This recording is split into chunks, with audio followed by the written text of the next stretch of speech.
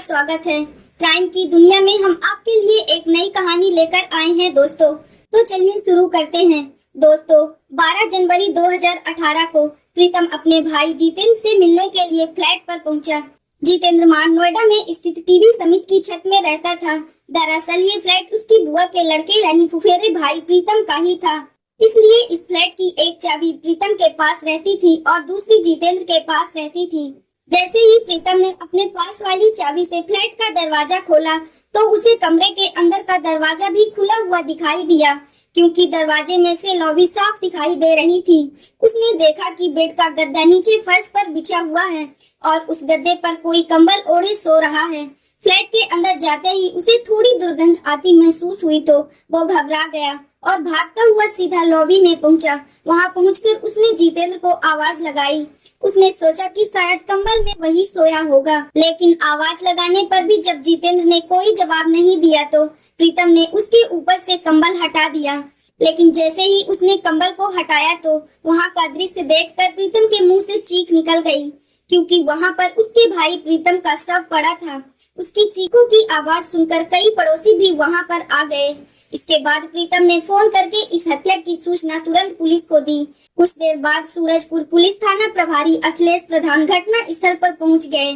Police ने जितेंद्र की लाश के ऊपर से कंबल को हटाकर देखा तो नीचे पड़ा गद्दा खून से सना हुआ था और वो खून भी अब काला पड़ गया था और सबसे आ रही दुर्गंध से लग रहा था कि जितेंद्र की हत्या कई दिन पहले ही कर दी गई थी। जितेंद्र मान की लाश औंधे मुंह पड़ी थी। उसकी कमर पर 3 गोलियों के निशान थे और एक गोली उसकी गर्दन पर भी लगी थी। कमरे की जांच की गई तो वहां पर शराब की खाली बोतलें और 2 गिलास के अलावा खाने के कुछ बर्तन भी पड़े मिले।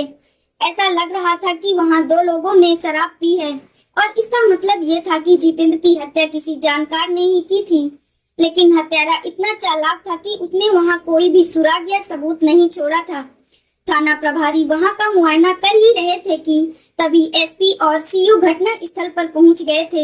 एसपी ने पड़ोसियों से पूछताछ की तो उन्होंने बताया कि उन्हें गोलियां चलने की आवाज नहीं आई थी। इस बात से पुलिस भी हैरान थी कि 4 गोलियां चलाई गईं और पड़ोसियों को एक भी गोली की आवाज सुनाई नहीं दी। फ्लैट का सारा सामान भी अपनी जगह पर रखा हुआ था, इसलिए लूटपाट की संभावना भी नजर नहीं आ रही थी। लेकिन जांच में पाया गया कि मृतक का मोबाइल फोन और पर्स गायब है और इसका मतलब ये था कि हत्यारा उन्हें अपने साथ ले गया था। इसके बाद प्रीतम ने जितेंद्र की हत्या की खबर उसके घर वालों को भी दे दी और जितेंद्र के घर वाले भी वहां पहुंच गए थे। पुलिस ने जांच करने के बाद जितेंद्र के शव को पोस्टमार्टम के लिए भेज दिया। इसके बाद प्रीतम की तहरीर पर पुलिस ने अज्ञात हत्यारे के खिलाफ हत्या का मामला दर्ज कर लिया। 13 जनवरी को पुलिस को पोस्टमार्टम रिपोर्ट भी मिल गई। रिपोर्ट से पता चला कि हत्या 10 जनवरी को दोपहर से लेकर शाम के बीच की गई थी। इसके बाद 14 जनवरी 2018 को सुबह के समय थाना प्रभारी अखिलेश प्रधान एक बार फिर से एबी जेट हाइट सोसाइटी पहुंचे। उन्होंने वहां गेट पर मौजूद चौकीदार से पूछताछ की और एंट्री रजिस्टर भी चेक किया, लेकिन फिर भी उन्हें कोई सुराग नहीं मिला। इसके बाद पुलिस ने समिति में लगे सीसीटीवी कैमरे को खंगालना शुरू किया तो सीसीटीवी फुटेज से पता चला कि 10 जनवरी को दोपहर करीब 12 बजे जितेंद्र मान सीढ़ियों से अपने फ्लैट में आया था। इसके अलावा सीसीटीवी फुटेज से भी कोई खास जानकारी नहीं मिली थी। आखिर थक हार कर पुलिस वाले वहां से चले गए। इसके बाद पुलिस ने इस केस की दूसरी एंगल से जांच शुरू की। पुलिस ने सबसे पहले जितेंद्र की कुंडली खंगालनी शुरू की कि वो दिल्ली में कैसे आया और इससे पहले वो कहाँ रहता था और क्या काम करता था। जांच में पता चला कि दिल्ली के मौलिका के रहने वाले प्रीतम ने अपने दोस्त नितिन चौधरी के साथ ग्रेटर नोएडा में कुछ दिनों पहले ही एक जिम खोला था। प्रीतम जिम में ज्यादा समय नहीं दे पाता था। अपने घर से दिल्ली ग्रेटर नोएडा आना जाना उसके लिए संभव नहीं था, इसलिए उसने जिम के नजदीक एबी जेट हाइट सोसाइटी में एक फ्लैट किराए पर ले लिया था और मृतक जितेंद्र मान प्रीतम का ममेरा भाई था। जितेंद्र मान जो उस समय बाहरी दिल्ली के अलीपुर में रहता था, उस समय वो बेरोजगार था, लेकिन उसने कई साल जिम में प्रैक्टिस करके अपने शरीर को काफी अच्छा बना लिया था। साथ ही वो एक अच्छा मुक्केबाज खिलाड़ी भी था, इसलिए प्रीतम ने उसे अपने जिम में ट्रेनर के तौर पर रख लिया था। क्योंकि हत्या वाले दिन जितेंद्र मान प्रीतम के फ्लैट पर ही था। इसलिए थाना प्रभारी उससे पूछताछ करने के लिए उसकी जिम में पहुंच गए। थाना प्रभारी ने जिम में भी कई लड़कों से पूछताछ की तो पता चला कि 10 जनवरी को जितेंद्र अपनी शिफ्ट पूरी करके 11:15 बजे वहां से घर जाने के लिए निकला था, क्योंकि AB jet height society gym के पास ही है। इसलिए अगर किसी गाड़ी से भी जाया जाए तो सोसाइटी का रास्ता मात्र 10 मिनट का है। एबी जेट हाइट सोसाइटी की सीसीटीवी फुटेज में भी जितेंद्र 12 बजे सीढ़ियों से फ्लैट पर जाता हुआ दिखाई दे रहा था और इससे साफ हो गया था कि जितेंद्र जिम से निकलने के बाद सीधा अपने फ्लैट पर आया था। इसके बाद करीब 12:30 बजे कोई जितेंद्र के फ्लैट में आया और फिर वहां बैठकर शराब पी गई। इसके बाद पुलिस ने जितेंद्र की कॉल डिटेल्स निकलवाई। उसकी कॉल डिटेल्स में से 17 नंबरों को चिन्हित किया गया, जिनमें से 1 नंबर प्रीतम मान का था और 5 नंबर जिम के कर्मचारियों और परिवार के लोगों के थे। इसलिए उन 6 नंबरों को लिस्ट से हटा दिया गया। इसके बाद पुलिस ने जब उन 11 नंबरों की छानबीन की तो पुलिस भी ये देखकर हैरान रह गई कि वो सभी 11 के 11 नंबर लड़कियों के थे। पुलिस को उनमें से 10 लड़कियां घर पर ही मिल गई थी। थाना प्रभारी ने उन्हें एसपी साहब के सामने पेश किया। एसपी साहब ने उन सभी लड़कियों से अलग अलग पूछताछ की, लेकिन फिर भी पुलिस को कोई सफलता नहीं मिली और अब मात्र एक ही ऐसी लड़की बची थी जिससे पूछताछ नहीं की गई थी, क्योंकि उसका फोन भी बंद आ रहा था, जिसके कारण उससे संपर्क भी नहीं हो पा रहा था।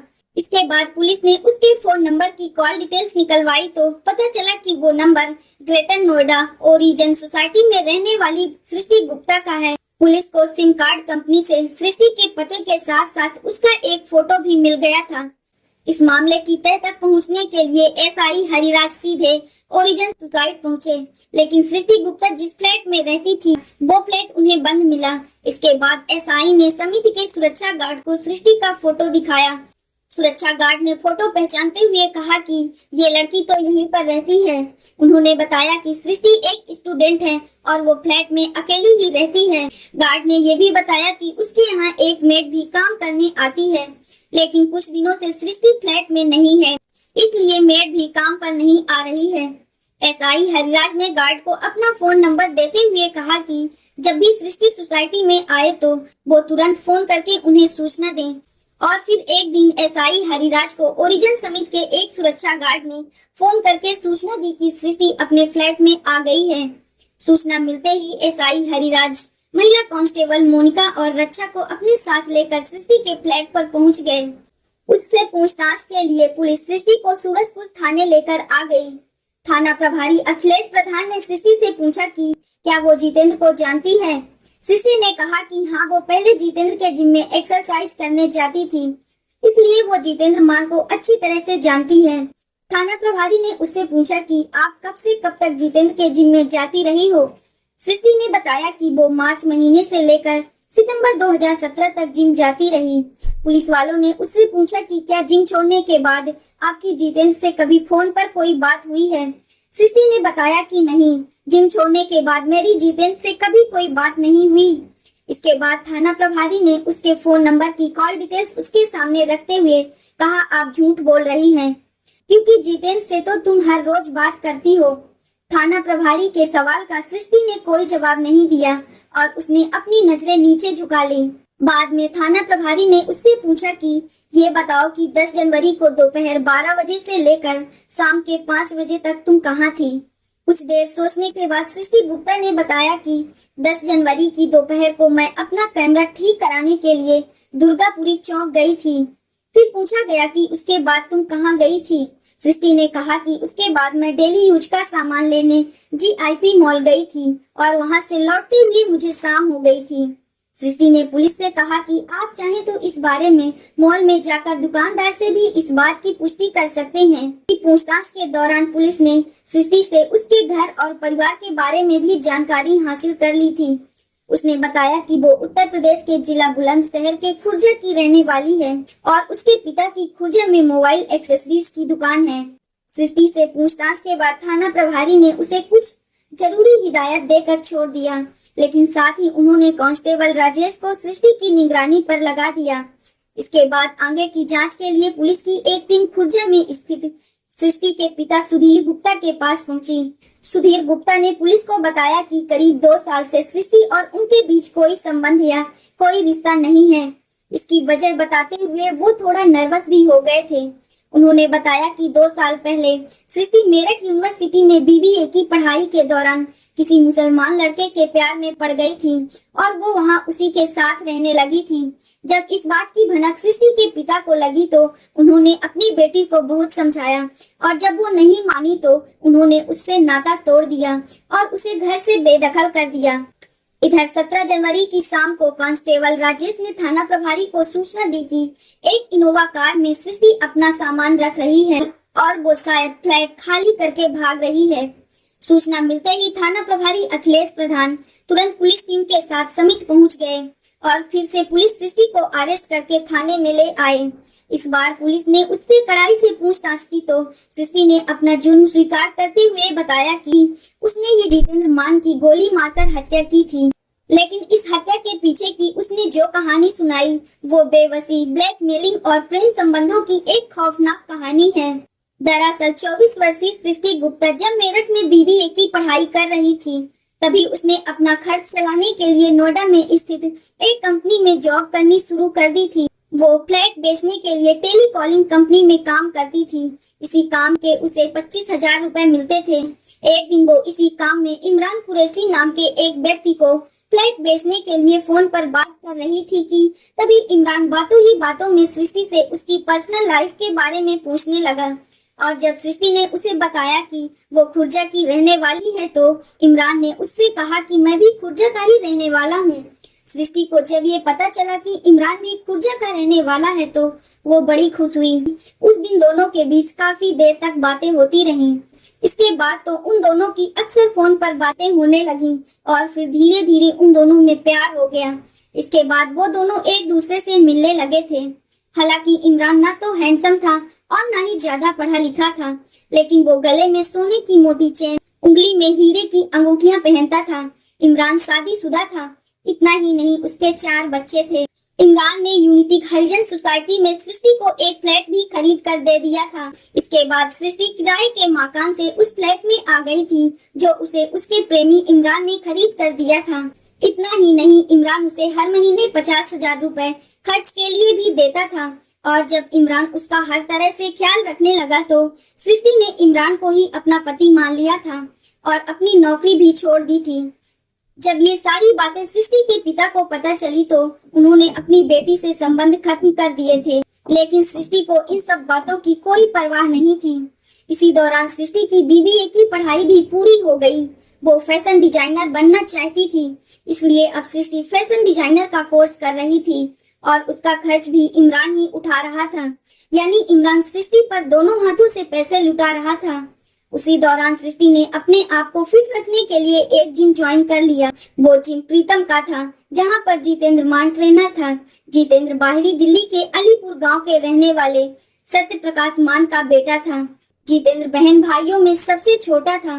जितेंद्र जब 2 साल का था तभी उसकी मां की मृत्यु हो गई थी और जब वो 10 साल का हुआ तो उसके पिता का भी देहांत हो गया था।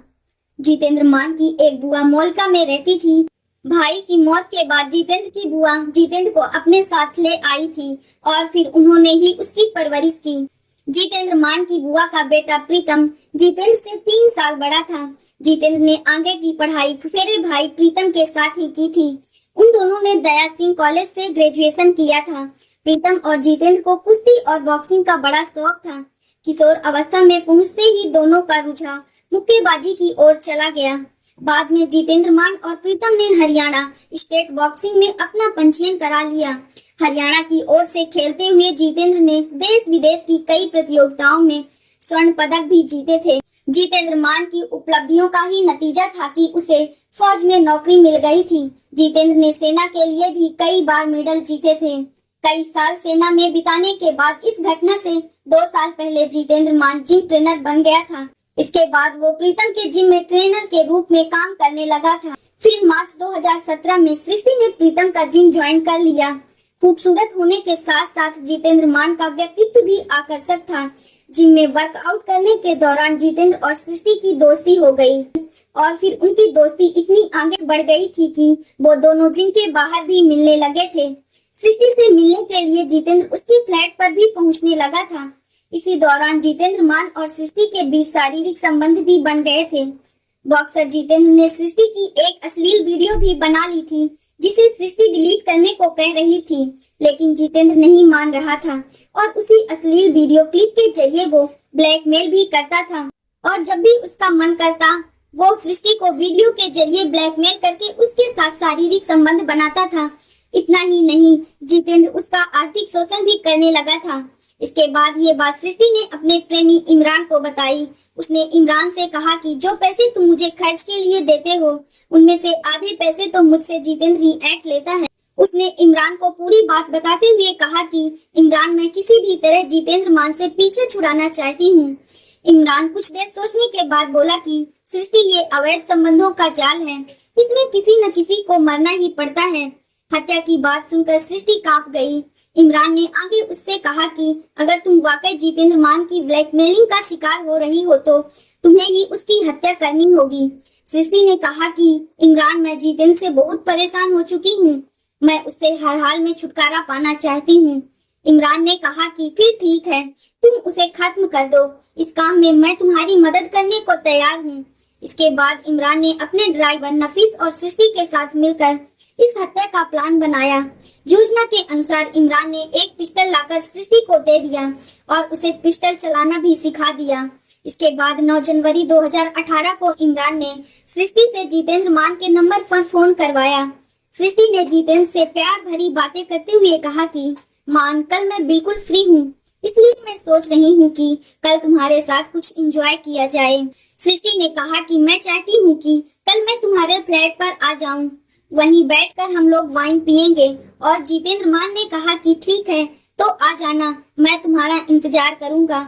जितेंद्र वहां अपने भाई प्रीतम के एवीजेड हाइट सोसाइटी में स्थित फ्लैट में रहता था और फिर 10 जनवरी 2018 को प्लान के तहत इमरान का ड्राइवर नफीस सृष्टि के दोनों मोबाइल लेकर गाजियाबाद में लोनी चला गया और ऐसा इसलिए किया गया था कि ताकि घटना के समय सृष्टि की लोकेशन गाजियाबाद में पाई जाए। इमरान खुद खुर्जा में ही रहा। 10 जनवरी को ही दोपहर के करीब 12:30 बजे के समय सृष्टि ऑटो से जितेंद्र मान के फ्लैट पर पहुंच गई। वहां पर जितेंद्र उसका पहले से ही इंतजार कर रहा था। इसके बाद उन दोनों ने वहां बैठकर शराब पी और खाना भी साथ में ही खाया और फिर मान ने अपनी हसरतें भी पूरी कर ली। इसके बाद सृष्टि ने जितेंद्र से अपनी अश्लील वीडियो क्लिप डिलीट करने को कहा, लेकिन जितेंद्र अनसुना करते हुआ मुंह के बल गद्दे पर लेट गया। सृष्टि समझ गई थी कि मान वीडियो डिलीट नहीं करेगा। तभी अचानक सृष्टि ने अपने बैग से पिस्टल निकालकर जितेंद्र को ताबड़तोड़ 4 गोलियां मार दी और कुछ ही पलों में जितेंद्र की मौत हो गई। इसके बाद सृष्टि ने मान के सबके ऊपर कंबल डाल दिया। सृष्टि अपने साथ एक जोड़ी कपड़े भी लेकर आई थी, क्योंकि पहने हुए कपड़ों पर खून लग गया था, इसलिए बाथरूम में जाकर उसने अपने कपड़े बदले।